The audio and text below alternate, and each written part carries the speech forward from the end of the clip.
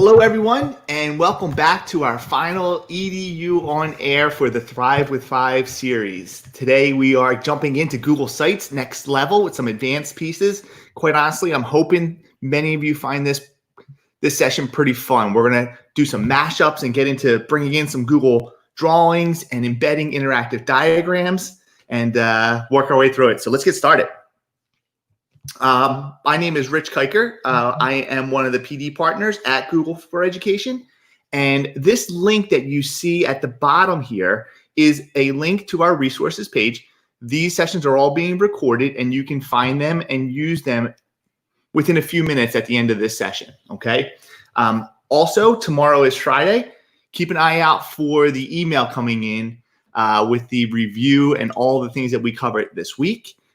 We encourage you sharing anything that we put into these sessions. So you'll see the Google EDU hashtag in the bottom left. And I am at rkiker. Please tag me and reach out anytime. And we'll go from there. Today's session, as I mentioned, we're going to get into some mashups. But with our Thrive with 5 topics, we're going to get into inserting objects, a little bit of page management, some of those advanced settings, and then also interactive diagrams. That's that mashup piece that I was mentioning.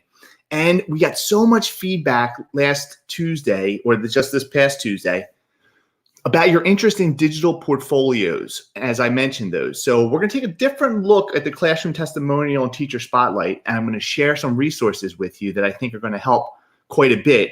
We've also posted those resources over on the Thrive with 5 short link that you see at the bottom.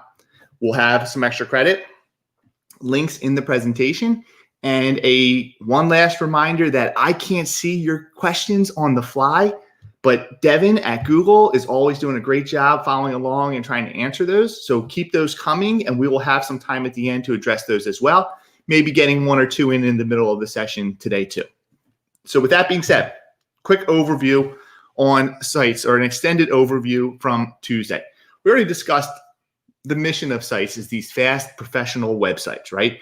But today I want to kind of go in a little deeper about embedding content, embedding web content, and also, embed Google content and other web content, and the advanced navigation controls and some of those setting pieces. So with that being said, like I said, I'm hoping many of you find this fun today. So we're going to get right into our demonstration. Here is the site that we started this past Tuesday, okay? And continuing on with that conversation, I want to start with the toolbar up top. And I'm going to come over to my settings right here. If I select these settings, they'll open up, and you'll notice a couple things. The left-hand side has several options for me to choose and to work on. I land first on the navigation tab.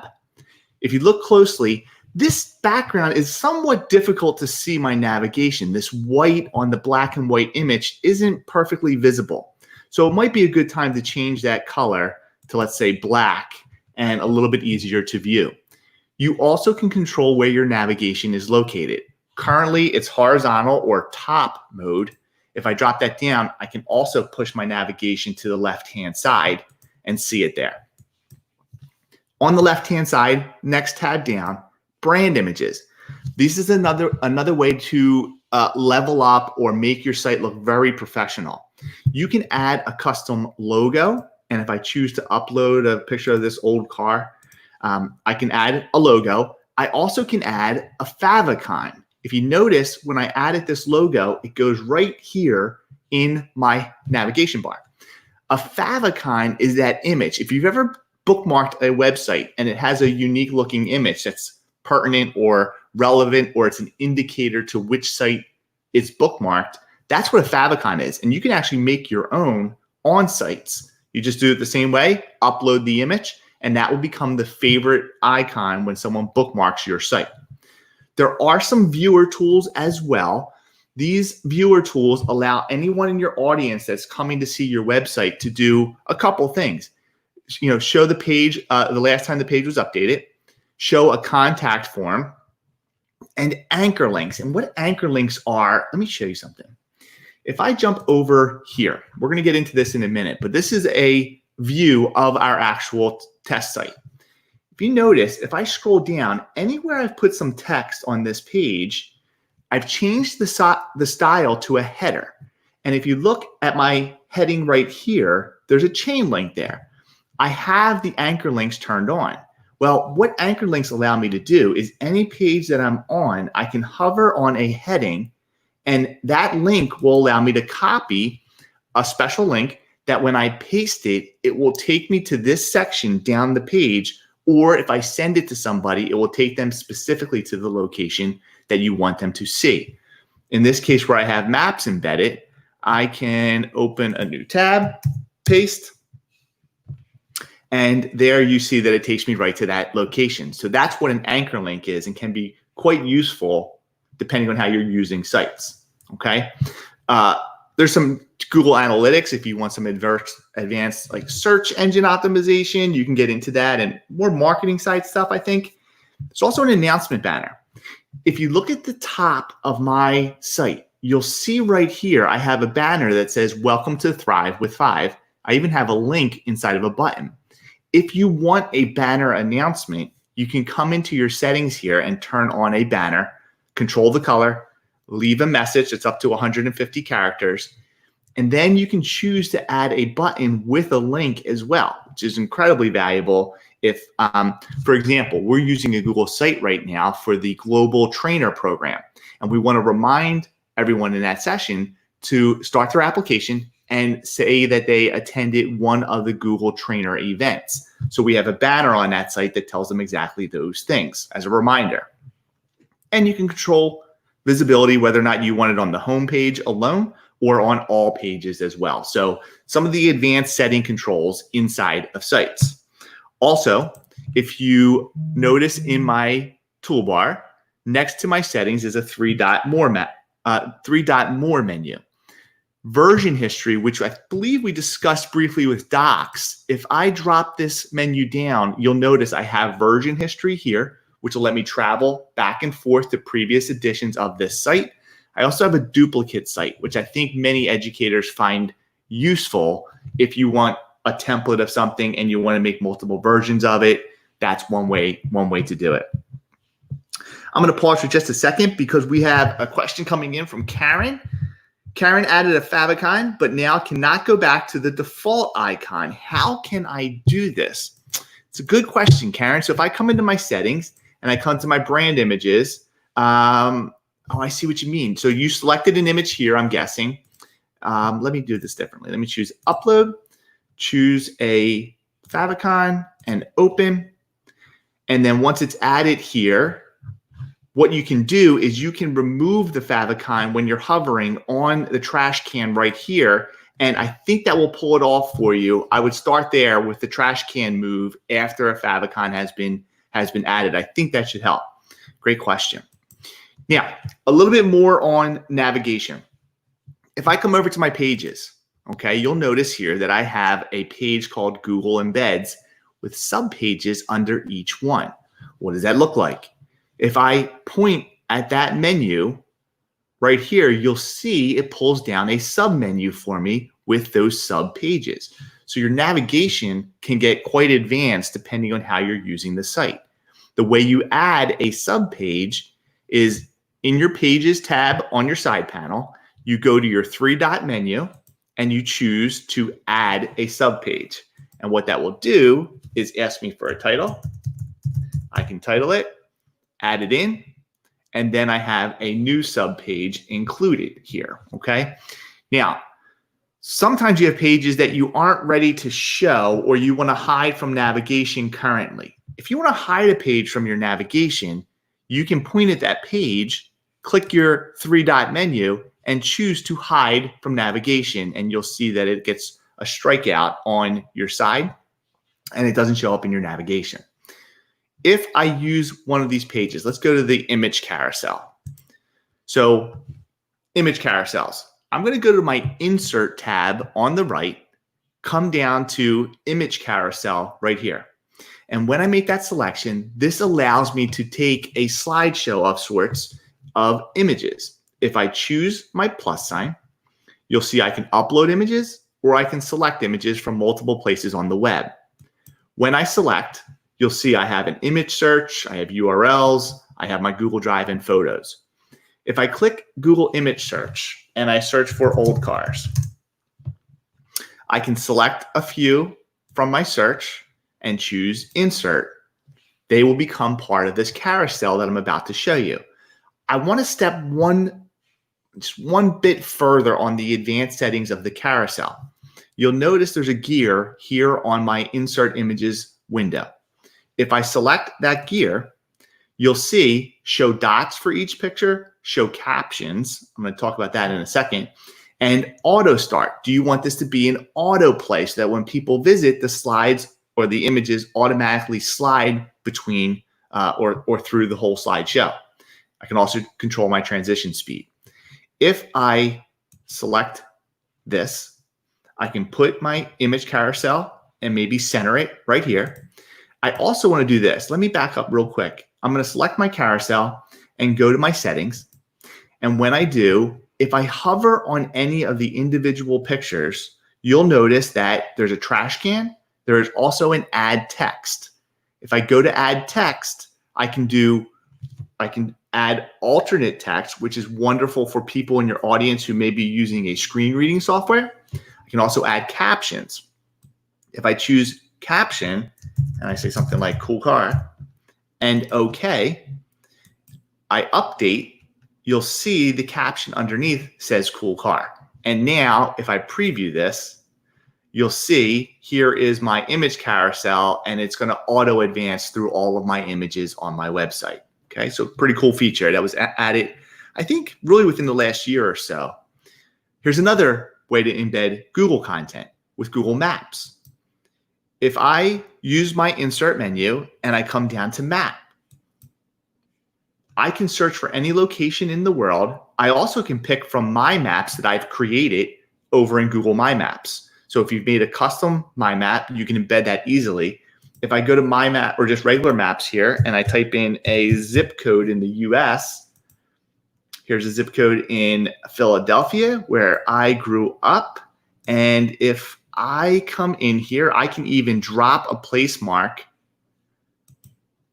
somewhere, let's say right here, and I can select, I can even zoom in actually. If I zoom in a little bit and select, just like that, I have a Google map embedded into my site. One of the reasons I wanted to take the time to show you these different embed options is because of how robust they can become and how useful they can be when you're in sites and how you can quickly stand up a very professional looking site, right? That's part of the mission, as I mentioned, of Google Sites. One last and quite popular embed option is, of course, YouTube. If I come to my YouTube on the right-hand side and I search for something like a TED Talk, I can quickly, how to get your brain to focus. I could use that. I can quickly add a video in here and embed it right here as well, okay? So all of the Google embedded tools, these are all built in for you and ready to go. But we're going to step it up one more level, right? We are going to take you to these interactive diagrams using Google Drawings. With a little bit of an extra stretch of your knowledge, you can really build these great curricular guides, science journals, you name it. There's so many opportunities. So I'm going to jump over to Google Drive real quick. And I'm going to say new, more, Google Drawing. And when I open this Google Drawing, you'll see it here. I'm going to quickly title it. Something great about Google Drawing is that it's a layering software, meaning I can put multiple layers of imagery on here and allow them to sort of, interact the way that I want them to, as a background, as an active image. If I choose to insert an image and search the web, on the right-hand side, I'm going to say solar system and search. I'm going to select one of these images that come in for me, just as a quick example. And here's my solar system. Now, I want to make the planets active links that can be clicked on, and your students can do some discovery-based learning with this guided sort of inquiry project. So what I'm going to do is I'm going to grab a shape tool, and I'm going to grab the oval. And I'm going to go ahead and drag that oval over Jupiter here, okay? And you're probably thinking, great, there's a big silly blue dot on your screen, Rich. Hold on. What I'm going to do next is I'm going to select this image. It's already selected. I'm going to click on the Insert Link menu. When I do, I can actually paste the link that I already found, or I can just search for Jupyter, and Google will give me the top 1 or 2 results here. Here's Wikipedia. That makes sense. I'm going to apply. And now that shape is linked to the Wikipedia entry for Jupyter. Now, what do we do with this big blue dot? With the shape selected, you can go to your paint bucket tool, which is the fill color, and make it transparent. I can also go to my border color right here and make that transparent. And now the shape is invisible. If I point at it and select, I get the link where I can go to Jupyter. However, this is not professional enough for me just yet. There's 2 more pieces I want to do to this Google drawing before I take it back to the Google site and show you how to include it on your site. First thing I have to do is make sure I share it appropriately. So I'm going to choose share and make sure that my sharing is turned on for anyone with the link, okay? Otherwise, they won't be able to see this. I'm also going to go to my URL up top. I think we talked about this at earlier sessions too, if you were maybe in the Google Docs session. The end of this URL ends with a final slash mark and the word edit. I'm going to take out all the text, in this case, just the word edit, and have my cursor blinking after the final slash mark. I'm going to type in preview and hit enter or return. When I do, look at this. I've taken my Google drawing and now activated it as basically an interactive website. And if I hover on Jupyter, I have a single click option. It opens in a new tab to the right for me. So it's active and ready to go. Let's tie this mashup all together now and package it real nice. If I copy this preview link, I've already shared it. I've already typed in preview. I come back to my sample site over here, and I have a page for interactive diagrams. If you notice on the right-hand side on insert, I get this question often, Rich, what is this embed thing? This allows you to embed websites from around the internet directly into your Google site in almost like a frame view. It also will allow you to get embed code from other product sites. Oftentimes, other web-based services will offer you embed code where you can copy it and embed that tool or resource directly into another web page. This is how you could do that on Google Sites. But in our case, I'm going to embed by URL, and I'm going to paste that preview link from our drawing. Within a few seconds, you'll see a preview open up for me, and I can click Insert. Here is my interactive diagram now in my Google site, and I can resize it to fill my entire page. This is where I was going with the interactive curriculum guides or journals, whatever it may be. You can build these components for students to use. If I go to preview, you'll see how nice and clean this looks. There's our interactive diagram page. Here is our solar system, and my links again are active, right? So very useful, I think, mashup tool built into Google Sites. Now, as I mentioned, I wanted to take a briefly different tact than what we traditionally do with the teacher comment or the teacher quote and spotlight of a screenshot in our slides. I wanted to bring you to some live resources because we were getting the sense on Tuesday that some of you were looking for more use cases on this, specifically of the digital portfolios, as I mentioned. So let me share 2 things with you. This is a site that is actually running today. Teaneck Public Schools in New Jersey, took it upon themselves to get this great virtual summit content built for their teachers here at the end of the school year to help them level up their professional development. Well, take a look what we did here. So our team has the homepage with a welcome, a sub menu for yesterday with different sessions in each block, and a sub menu for today. If I go to any of these sessions, you will see all of the sessions, how they can join on the Meet links, and additional resources that might be available. You'll also notice that their district's final project here is for teachers to go in and handle this lesson brainstorming idea. This form is where they turn it in. I use the embed content from the insert menu to put this form in. This site is this form is protected within the school's domain. That's why we don't have permission. But the teachers there today can simply visit here and submit work right in that form. So you can really, again, we're packaging all of these things together to make a very robust set of tools on a single site. We even built them a resources page so they can dive deeper at the Teacher Center, go to this Thrive with 5 series to look at these videos that all of you are attending here, and more resources. And then the digital portfolios piece. So many of you asked about this on Tuesday. On the goo.gle short link that we'll go back and share with you in just a moment here, I've included this template as well. 2 very talented educators, Suzanne Crowley and Jen Fisher in New Jersey, do these DigiKeepers, digital portfolios, digital resource keepers. If you think about the days when we had binders and we would, include everything in a binder, they're taking that idea, making it portfolio based in the digital space with these DigiKeepers. So if I come in and I choose one of these templates, you'll see that they show me how they're using this particular template for math, English, science, and social studies. And anyone can use these templates to set up their own digital keeper, their own digital portfolio. They even have an example here with a HyperDoc that is a little bit of a DigiKeeper quest, kind of like a web quest, that you can kind of look through all of the resources on using these portfolios or DigiKeepers with their students. Again, we put these resources over at this location right here, the goo.gle/Thrive with 5. I'm sorry, my navigation controls were blocking a piece of that, but you should be able to see it here now. All right.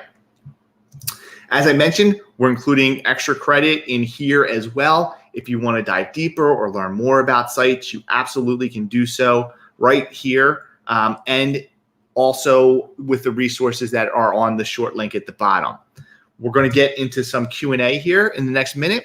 Another quick reminder that all 12 of these sessions, unfortunately, today is the end of the Thrive with 5 series for the spring, but all 12 of these sessions are recorded and can be accessed at the short link you see at the bottom of the screen. They will, and quite honestly, Devin and I were just speaking before the session. We're going to work to put all the videos directly on that site, so it'll be easier for you to use. It'll also be easier for you to share with your colleagues, okay? Tomorrow's Friday. Keep your eyes open for that summary email coming with all the resources for the week. And let's get into some of the questions right here that Devin is sending over. We got Karen's, okay, from Jan. If a page is hidden in navigation, is it still accessible for visitors when the site is published? Okay, so Jan, this is a great question. If a site is hidden from the navigation, sort of like what I did here with the calendar, okay? They cannot get to it unless they know the specific URL or link to that site. So if you take a look here on what our published site looks like, if I come to my Google Embeds and I go to Maps, if you take a quick peek at the URL, you'll see that it ends in Google Embeds and Maps. So if somebody knew that there was a site called Calendar and they replaced Maps with Calendar here, it could reveal that because it is still a website, but it will not be accessible unless somebody had that very, fine bit of information to locate. So good question.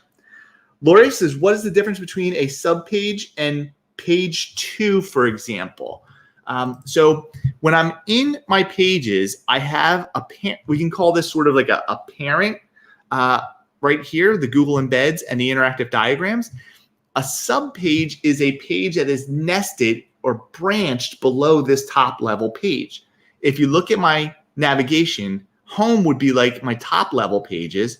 And when I hover on a top level page, it will show me my sub level pages just below. So it's really preference on how you want to build navigation, but it can be an advanced and useful technique, sort of like what I showed on that TNext Schools example a minute ago. So that's kind of the difference there. From Mrs. Mack, are Google Sites able to be templates? So great question. There's not a way to add a site to the Google Sites template gallery just yet. However, you could get a little bit, I don't want to say tricky, savvy with what you're doing. If you made something that you're considering a template, and let's say you want all of your students to be able to get their own version of it and then build their own portfolio from this starting template. Right now, what you could do is you can use your More button and duplicate the site. So you can give people access and then they can copy it right from here. Maybe teachers want to make a copy for themselves. You can do that for sure. Let's see here. Jose, I know files can be uploaded into sites, but what about complete folders? Okay, so Jose, if I am in my insert menu right here and I come to Google Drive, what you're going to notice is that I get a number. This is actually a great question. I'm glad you asked this. You'll see that I get a number of folders right here. If I select one of those folders, and I say insert, it will push that whole folder in here, but watch, it's going to look slightly different. Do you see how it takes the folder and gives me almost like a file cabinet look and feel where I can access all of the files that are in that folder? Key point here, whether it's a calendar, whether it's Google Drawing or a folder, you really want to take extra care to make sure that it is shared appropriately. For example, this folder would have to be at least view only to everyone in my organization for them to be able to see these these files in this folder. Otherwise, they would receive an error message and they wouldn't be able to see anything. So you can get a whole folder in just like that. Great question. Bill, can you add a table to a site page? So there's a table of contents, Bill, but tables like we use in Docs are currently not a built-in embed inside of Google Sites. Now, I could get creative with using text fields here or even some sheets. You could embed a Google Doc that has a number of tables on it. That would work, but there's not a tool that's specific to tables for sites just yet. And I think we have one more question. Alejandra, can you explain briefly the collapse text? Okay, so this is a new feature, or a newer feature. Collapsible text is right here. If I select collapsible text and I want to call this, select a state, select your favorite link or something like that. Fave link. All right, so I have a header. You'll notice that there's a click to edit text below.